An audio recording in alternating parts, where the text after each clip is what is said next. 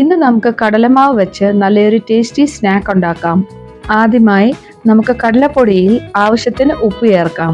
ശേഷം അത് കുറച്ച് വെള്ളം ഒഴിച്ച് ഒന്ന് മിക്സ് ചെയ്ത് ഒരു ഡോ തയ്യാറാക്കാം. അടുത്തതായി ഈ മാവ് കുറച്ചെടുത്ത് നല്ല ചൂടെണ്ണയിൽ നമുക്കൊന്ന് പീച്ചിയെടുക്കാം.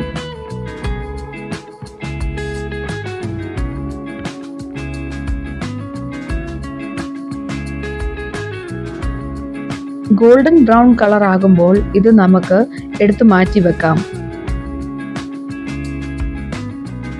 ഇനി ഇതൊന്ന് ഒടിച്ച് ചെറിയ പീസസ് ആക്കി വെക്കാം. അടുത്തതായി നമുക്കൊരു ഷുഗർ സിറപ്പ് തയ്യാറാക്കാം. 2 കപ്പ് ഷുഗറിൽ 1.5 കപ്പ് വെള്ളം ഒഴിച്ച് ബോയിൽ ചെയ്ത് നമുക്കൊരു സ്റ്റിക്കി സിറപ്പ് തയ്യാറാക്കാം. അടുത്തതായി ഇതിൽ കുറച്ച് ഏലക്കപ്പൊടിയും ചേർക്കാം. അടുത്തതായി മാറ്റി പൊടിച്ചു വെച്ച സേവിലേക്ക് നമുക്ക് പഞ്ചാരപ്പാനി ഒഴിക്കാം. ലാസ്റ്റ് എല്ലാം ഒന്നുകൂടെ മിക്സ് ചെയ്യാം.